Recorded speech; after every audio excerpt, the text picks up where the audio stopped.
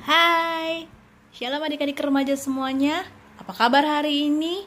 Tentunya Kandes berharap kita semua selalu diberikan kekuatan dan juga kesehatan yang berlimpah dari Tuhan Yesus. Nah, sudah gak terasa ya, udah seminggu nih kita kembali mau beribadah, kita mau kembali memuji memuliakan nama Tuhan, dan juga kita akan mendengarkan akan kebenaran firman Tuhan. Nah, Kandes mau ajak kita semua mau naikkan terlebih dahulu satu pujian yang mau mengatakan bahwa Tuhan Yesus cinta semua anak-anak di dunia.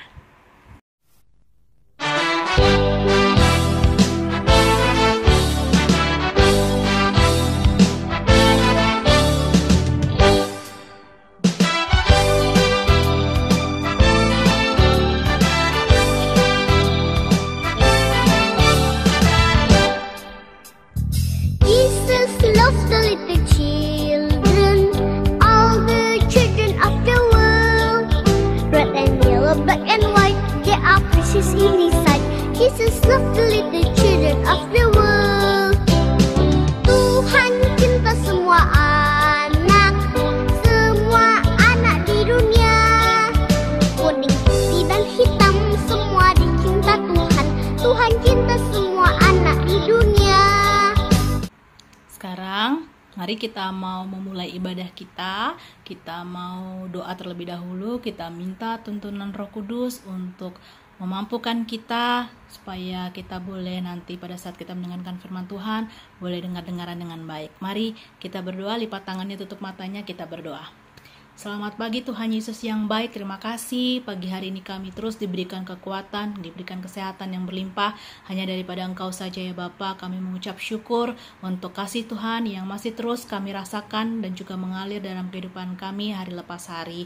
Dan pada pagi hari ini Tuhan, kami mau kembali datang beribadah untuk memuji memuliakan nama Tuhan, dan kami juga akan mendengarkan akan kebenaran firman Tuhan. Sekali lagi Tuhan Yesus, pimpin kami dengan Roh Kudus-Mu sehingga kami dapat dimampukan mengerti apa yang akan kami baca dan renungkan dalam kebenaran firman-Mu. Ampuni Tuhan Yesus untuk setiap kesalahan kami, dan kami sudah berdoa mengucap syukur. Haleluya. Amin. Nah, adik-adik semuanya, yuk kita mau mempersiapkan hati dan juga pikiran kita. Kita mau naikkan kembali satu pujian kita hari ini, yaitu kita mau katakan, lebih dalam lagi kami mau menyembah Engkau.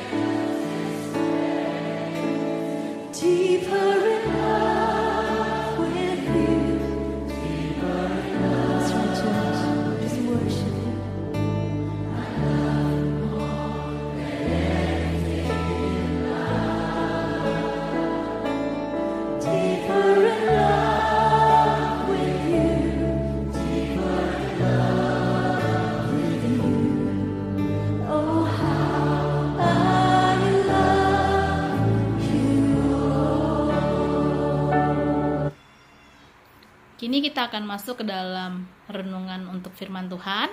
Nah, adik-adik boleh persiapkan terlebih dahulu untuk Alkitab dan juga alat tulisnya. Dan kita boleh terlebih dahulu untuk menandai Alkitab yang mau kita baca pada pagi hari ini. Firman yang mau kita baca pada pagi hari ini yaitu terambil dari Lukas 7 ayat yang ke-11 sampai dengan 17. Lukas 7 ayat yang ke-11 sampai dengan yang ke-17. Nah, kalau adik-adik sudah mempersiapkannya dengan baik, mari kita mau kembali berdoa, minta tuntunan Roh Kudus. Kita mau membaca dan juga merenungkan akan kebenaran firman Tuhan, dan kita juga akan mendengarkan akan penjelasan dari apa yang mau kita baca pada pagi hari ini. Mari, lipat tangannya, tutup matanya, kita mau berdoa. Selamat pagi Tuhan Yesus yang baik, terima kasih. Dan pada pagi hari ini kami siap Tuhan untuk duduk dengan baik, duduk dengan tenang. Kami mau mendengarkan akan kebenaran firman Tuhan, dan juga sekali lagi Tuhan Yesus pimpin kami dengan urapan Roh Kudus-Mu. Mampukan kami Tuhan untuk dapat mengerti akan firman yang akan disampaikan oleh hamba-Mu, sehingga setiap apa yang boleh hamba-Mu sampaikan melalui mulut hamba-Mu ini boleh menjadi kata-kata yang baik, menjadi kata-kata penguat, dan juga dalam menyampaikan akan kebenaran firman Tuhan. Terima kasih Tuhan Yesus yang baik, kami siap untuk mendengarkan akan firman-Mu. Terpujilah Engkau Tuhan, kami sudah berdoa mengucap syukur, haleluya, amin. Nah adik-adik, sebelumnya Kak Andes mau kita semua untuk menonton terlebih dahulu video tentang Lukas 7 ayat yang ke-11 sampai 17. Kira-kira ceritanya tentang apa ya? Yuk kita simak terlebih dahulu ya. Kemudian Yesus pergi ke suatu kota yang bernama Nain. Murid-muridnya pergi bersama-sama dengan dia, dan juga orang banyak menyertainya berbondong-bondong. Setelah ia dekat pintu gerbang kota, ada orang mati diusung keluar. Anak laki-laki, anak tunggal ibunya yang sudah janda, dan banyak orang dari kota itu menyertai janda itu. Dan ketika Tuhan melihat janda itu, tergeraklah hatinya oleh belas kasihan. Lalu ia berkata kepadanya,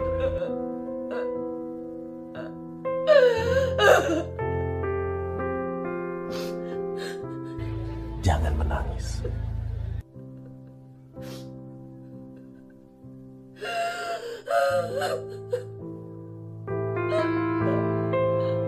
Sambil menghampiri usungan itu, ia menyentuhnya. Dan sedang para pengusung berhenti, ia berkata,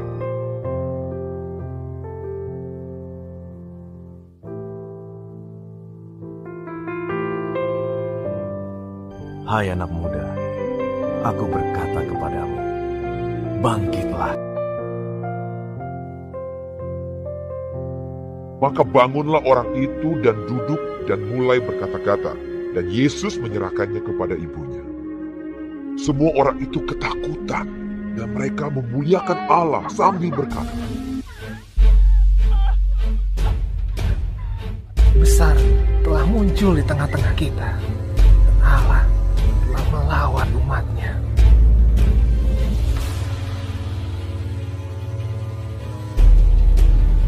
Maka tersiarlah kabar tentang Yesus di seluruh Yudea dan di seluruh daerah sekitarnya.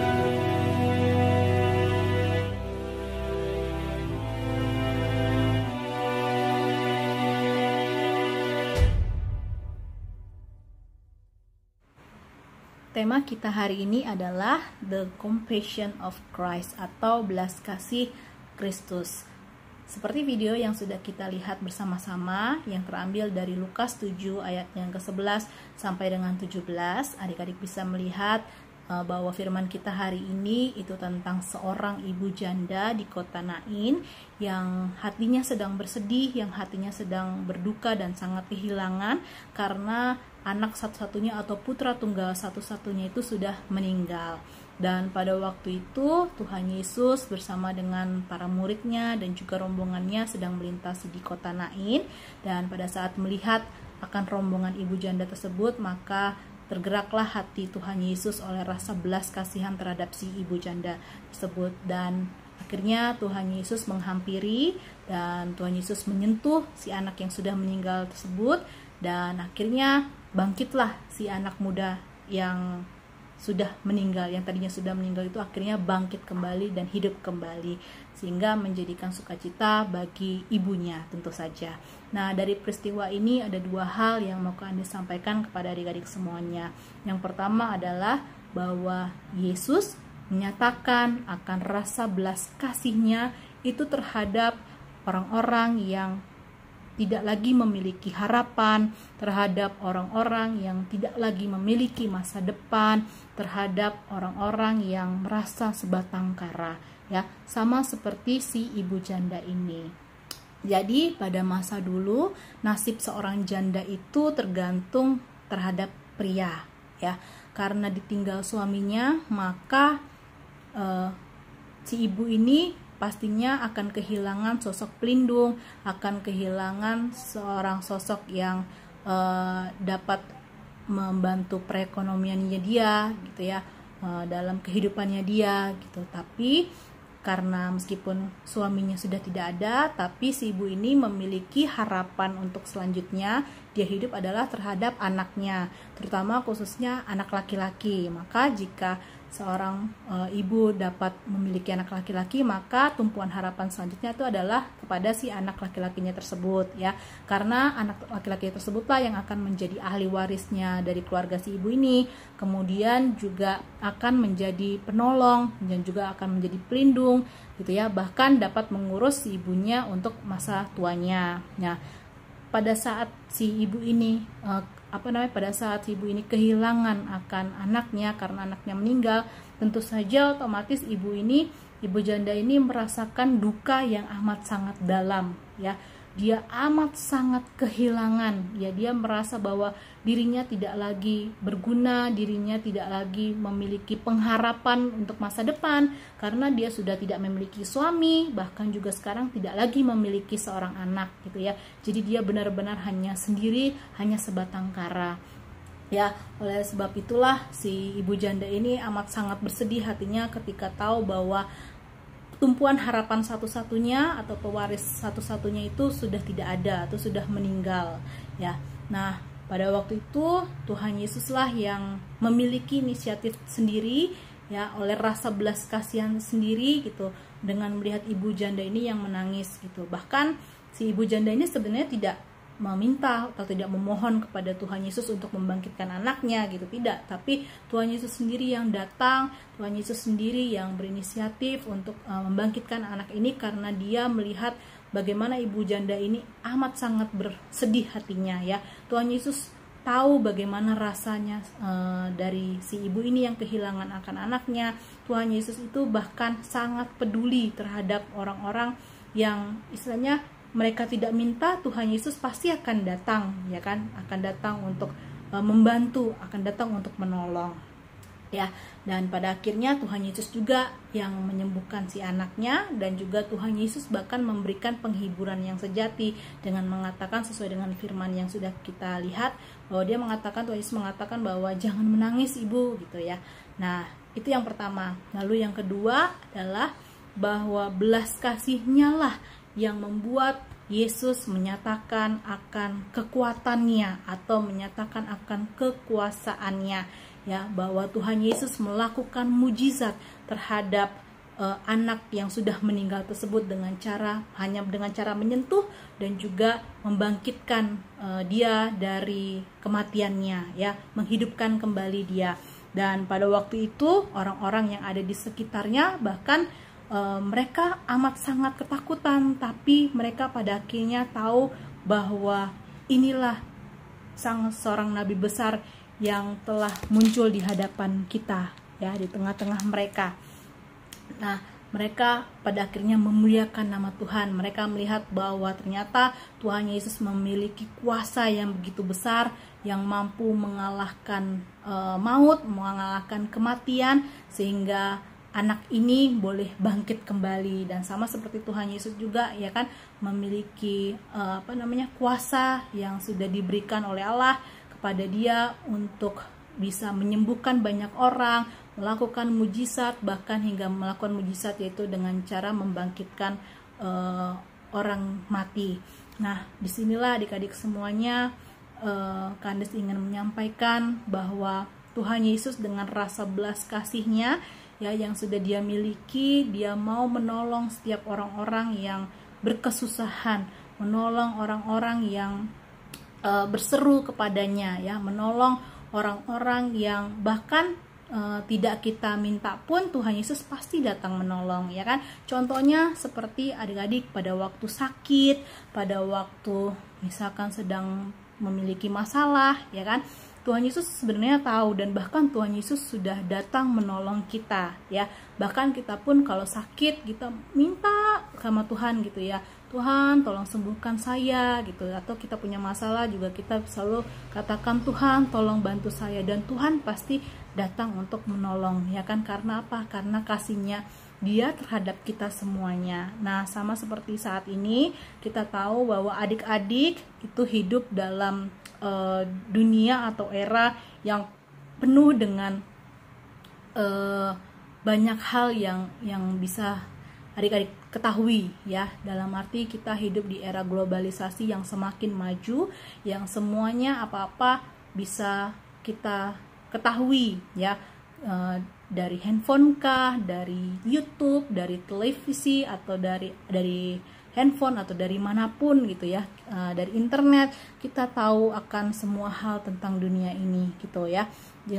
Sama seperti pada saat ini kita lihat bahwa dunia kita, bahkan juga di Indonesia juga sedang dirundung hal tentang sakit penyakit atau COVID-19 ini. Nah, saat ini adik-adik juga kita harus bisa menunjukkan rasa belas kasih tersebut, ya, terhadap orang-orang di sekitar kita.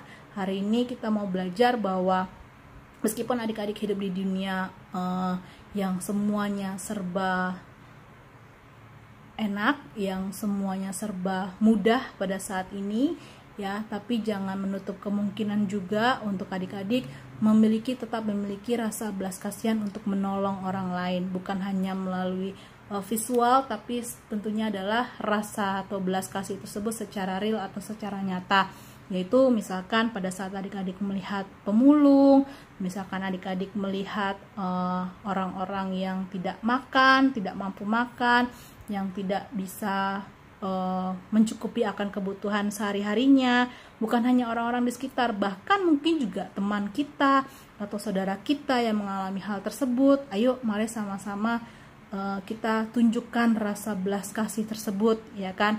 Kita harus mengingat kembali bahwa Tuhan Yesus saja sudah menolong kita. Tuhan Yesus saja sudah memiliki rasa kasih terhadap kita pada saat kita membutuhkan atau memohon kepada Tuhan Yesus, ya kan? Bahkan Tuhan Yesus juga sudah memberikan pertolongan tersebut sama kita. Nah, alangkah baiknya apabila kita juga menyampaikan rasa itu, kasihnya tersebut dari kita yang sudah Tuhan Yesus berikan terhadap kita, kita mau kasih kembali kepada orang-orang yang juga membutuhkan. Jadi apalagi untuk zaman saat ini, banyak orang yang kehilangan pekerjaan, banyak juga orang yang pemulung-pemulung di luar sana yang juga butuh makanan, ya kan? Adik-adik bisa bantu mereka semuanya, bahkan melalui gereja kita juga punya yang namanya diakonia, tim diakonia, ya. Jadi adik-adik bisa ikut menyumbangkan, nggak usah yang besar-besar, tidak perlu dengan uang, atau misalkan hanya dengan misalkan memberikan makanan, atau misalkan menyumbangkan mie, atau misalkan susu atau apapun. Ayo mari sama-sama, itu juga sudah merupakan suatu tindakan yang begitu nyata, ya, bahwa adik-adik itu memiliki rasa belas kasih terhadap sekitarnya, terhadap terutama orang-orang di gereja kita yang membutuhkan, ya, ataupun juga di luar sana adik-adik bisa membantu. Ayo bantulah semampunya adik-adik semuanya, ya, supaya tidak hilang rasa kasihnya tersebut, ya. Jadi hari ini Kandes mau kembali menyampaikan, kita mau belajar seperti Tuhan Yesus, ya, bahwa melihat orang lain yang berkesusahan, mari kita tolong, mari kita bantu bersama-sama, ya, bukan hanya rasa kasihan saja dengan melalui mulut atau perkataan kita, tapi kita tunjukkan juga melalui perbuatannya kita. Nah, demikianlah firman kita hari ini adik-adik semuanya. Biarlah kiranya firman yang boleh Kandes sampaikan, boleh kita lakukan dalam kehidupan kita sehari-hari, dan kita boleh menjadi contoh sebagai anak-anak Tuhan yang boleh menjadi berkat bagi banyak orang. Dan sebelum kita tutup untuk firman kita pada pagi hari ini, Mari kita mau menaikkan satu pujian, kita mau katakan bahwa Allah mengerti, Allah peduli.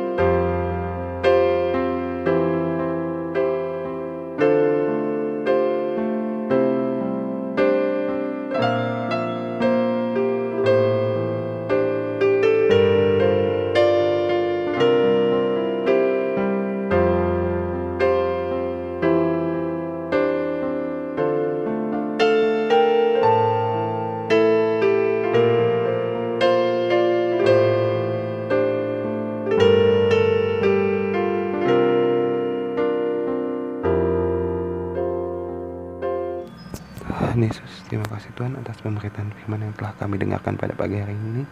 Kiranya Tuhan memberkati kami melalui pemberitaan firman yang telah disampaikan oleh Kak Andes. Kiranya Tuhan memberkati kami untuk tetap percaya kepada Tuhan saja, mengandalkan Tuhan saja, karena Engkaulah semua pengharapan kami, dan Tuhan Yesuslah tempat penghiburan kami. Bantu kami juga untuk tetap memiliki hati yang berbelas kasih kepada sesama kami. Tuhan, pada pagi hari ini juga kami ingin berdoa untuk bangsa dan negara kami yang tengah terdampak oleh virus corona. Kiranya Tuhan bantu dan pulihkan bangsa dan negara kami ini agar kami dapat pulih dari dampak virus corona ini. Kiranya Tuhan memberkati kami semua, setiap masyarakat Indonesia, agar kami tetap menjaga kebersihan kami, tetap menjaga kesehatan kami, tetap mengikuti anjuran pemerintah untuk melakukan physical distancing, tidak pergi ke kerumunan, tetap menjaga kesehatan dengan memakai masker, mencuci tangan. Ya Tuhan memberkati kami semua agar kami selalu sehat dan terhindar dari virus corona ini Tuhan. Kiranya Tuhan memberkati juga gereja GKI Petra Pondok Pucung. Tuhan memberkati dari pengurus kami, dari gembala sidang sampai kepada kami Jumat, agar kami tetap sehat, tetap bersuka cita, tetap menjaga kesehatan kami juga. Dan Tuhan berkati kami agar kami terhindar dari virus corona dan tetap dapat menjalani hari-hari ini dengan baik. Bantu kami tetap mengucap syukur meskipun banyak di antara kami yang memiliki kekurangan. Kiranya Tuhan memberkati kami selalu. Tuhan juga memberkati setiap kami anak-anak sekolah minggu, guru-guru sekolah minggu, agar kami tetap dapat menjalankan kegiatan kami dengan baik. Bantu kami yang masih harus pergi bekerja ke kantor kami, bantu kami yang masih kuliah, sekolah, bantu kami dalam pembelajaran kami, baik itu secara online atau kami belajar sendiri di rumah. Kiranya Tuhan memberkati kami. Kiranya apa yang setiap kami lakukan dapat menyenangkan hati Tuhan saja, dan biar setiap apa yang kami lakukan itu dapat menjadi kesukaan Tuhan. Dan kiranya Tuhan memberkati akan setiap apa yang kami lakukan. Terima kasih Tuhan Yesus Kristus. Demikianlah doa-doa kami. Hanya dalam nama Tuhan Yesus Kristus kami telah berdoa. Haleluya, amin. Jadi adik-adik, firman Tuhan yang tadi sudah kita baca bersama-sama dan kita sudah dengarkan sama-sama bersama dengan Kak Andes, dalam kesimpulan firman Tuhan hari ini, karena Tuhan Yesus sudah menyatakan kasih-Nya kepada kita sebagai anak-Nya dapat memberikan kasih kita kepada orang lain yang membutuhkan adik-adik, agar nama Tuhan kita dipermuliakan. Terima kasih adik-adik untuk hari ini. Selamat hari Minggu, Tuhan Yesus berkati.